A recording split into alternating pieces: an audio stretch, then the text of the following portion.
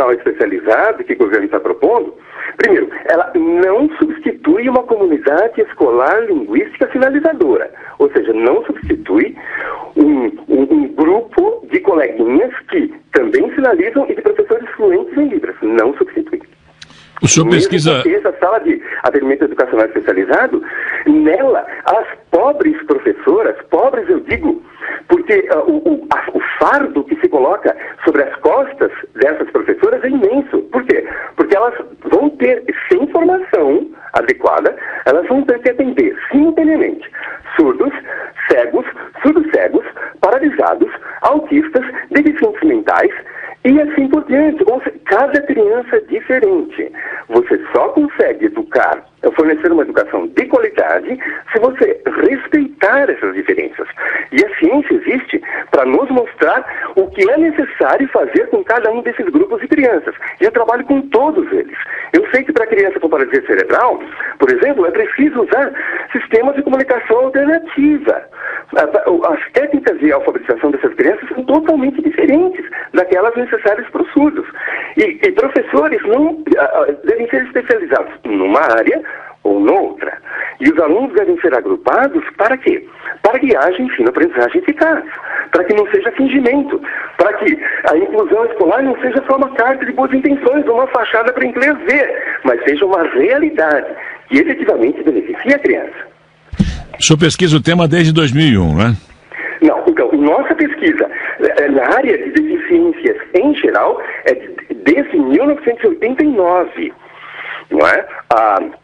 Deficiências em geral, desenvolvendo sistemas de comunicação para crianças com paralisia cerebral, para detecção precoce e prevenção de dislexia, para crianças afásicas, com vários tipos de lesão cerebral, e com surdos especificamente desde 1993. Nós publicamos. A Libras, até o nosso trabalho, era um idioma completamente não documentado do ponto de vista acadêmico, científico. Nós publicamos o Dicionário Enciclopédico Ilustrado Trilingue da Língua de Sinais Brasileira, que foi reconhecido como um dos melhores do mundo e homenageado em Washington pela Gallaudet University. Nós recebemos o prêmio Jabuti por esse trabalho. Esse nosso dicionário foi distribuído a 70 mil crianças surdas de ensino público do Brasil. Né? Mas, recentemente, nós produzimos enciclopédias e novas edições do dicionário, mas essas novas edições do dicionário estão paradas. Por quê?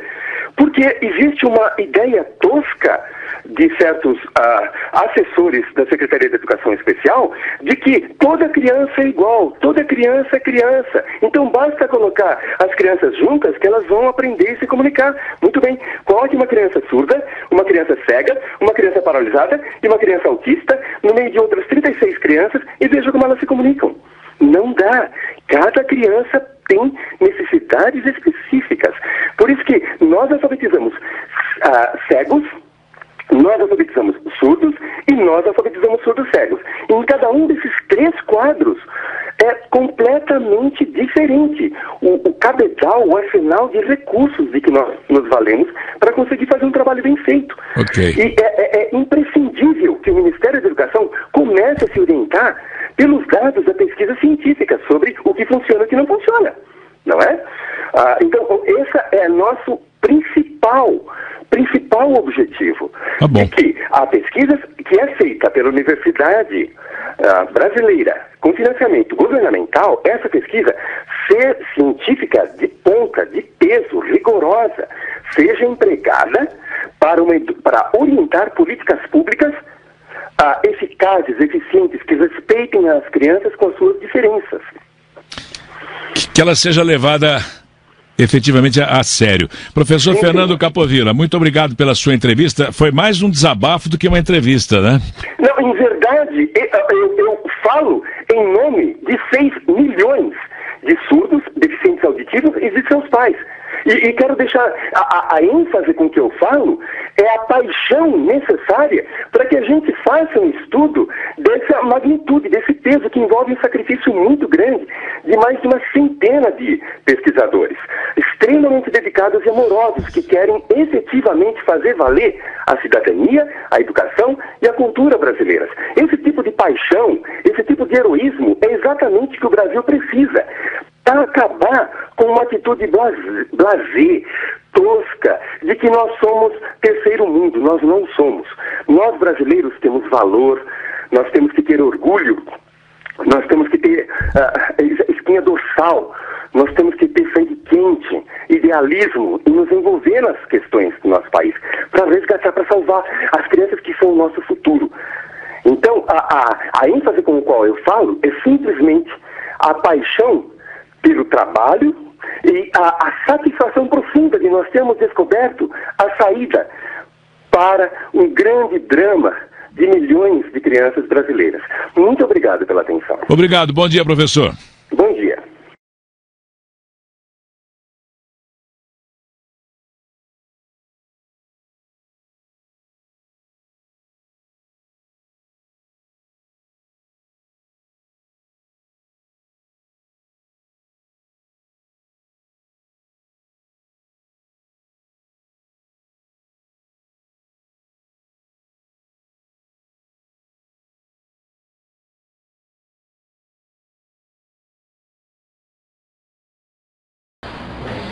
Boa tarde.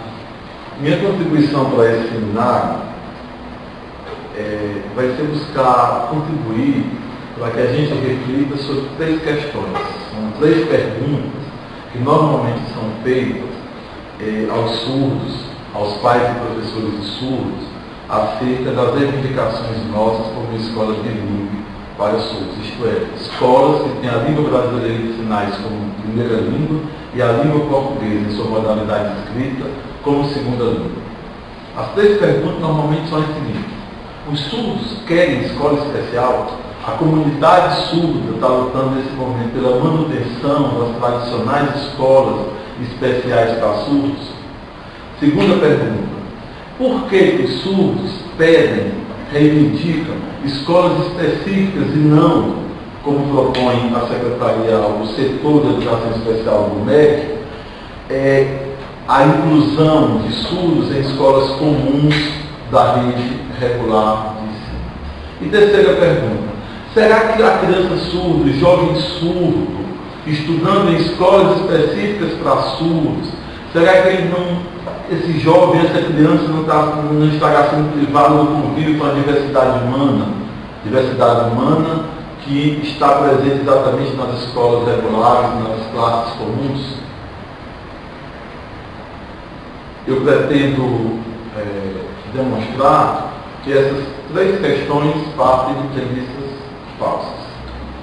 A primeira pergunta: os surdos querem escolas especiais? Não. Toda a luta dos surdos brasileiros, dos surdos do mundo todo, sempre foi contra as escolas especiais para surdos. Por quê? Porque as escolas especiais para surdos, no último século, desde a vitória do oralismo contra a língua de sinais, foi uma escola terapêutica cujo fundamento era um fundamento clínico, era a ideia de que a tese de que os surdos devem estar organizados em escolas específicas, especiais para surdos, porque os surdos têm uma deficiência e eles têm que frequentar uma escola que os ensine a falar. Ou seja, o que caracteriza a escola especial para surdos é que ela é uma escola oralista. Nessa escola, o critério de aglutinação e de enturmação dos alunos é o critério médico da deficiência. O objetivo, o escopo dessa escola é a habilitação à fala. Isso quer dizer, não havia muita diferença entre essa escola e uma clínica fonoaudiológica. Os surdos sempre lutaram contra isso. Por quê? Porque o movimento surdo sempre lutou pelo reconhecimento legal das línguas de sinais, tanto no Brasil como em outros países, da língua de sinais como primeira língua do surdo e, portanto, com aquela língua em que o surdo tem direito a ter sua instrução, a ter sua educação. Então, a luta dos surdos pelo reconhecimento das línguas de sinais, foi sempre uma luta contra a escola especial para surdos. Essa sim foi uma escola segregadora. Enquanto a maioria das crianças estavam aprendendo a contar, a calcular, a ler, escrever e a brincar, gerações inteiras de surdos na sua infância foram colocadas em escolas especiais em que a maior parte do tempo era utilizada na habilitação à fala. Os prejuízos do ponto de vista educacional para gerações inteiras são imensos. O que é a escola bilíngue para surdos? A escola bilíngue para surdos parte de uma reivindicação e de uma conquista já assegurada tanto em lei ordinária, a Lei 10.436 e o Decreto 5.626 de 2005, como em lei constitucional, com a inclusão da Convenção dos Direitos das Pessoas com Deficiência na legislação brasileira do status de emenda constitucional. O que diz a Convenção? O que diz a Convenção é que os surdos, as crianças surdas e surdos-cegas têm direito a uma instrução na língua de sinais. Diz também que o Estado membro da ONU, o Estado que aderir à Convenção, tem a obrigação de promover a identidade linguística e cultural da comunidade surda. Tem a obrigação de promover a língua de sinais, mas não apenas difundir a língua de sinais. Tem a obrigação de promover a identidade surda e cultural da criança surda, do jovem surdo, da comunidade surda. O que é a escola bilíngue para surdo, portanto?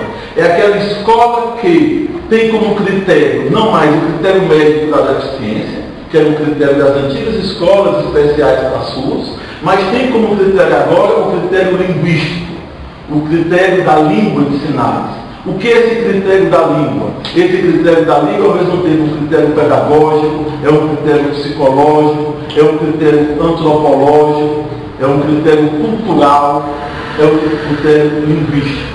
O ponto de partida, portanto, não é mais a deficiência ou a surdez. Não é mais aquilo que, do ponto de vista médico, falta ao surdo. O critério agora das escolas bilíngues é o critério linguístico, o critério é aquilo que a comunidade surda fez de si, do ponto de vista histórico, do ponto de vista cultural, do ponto de vista linguístico, independente do que lhe faltou à natureza.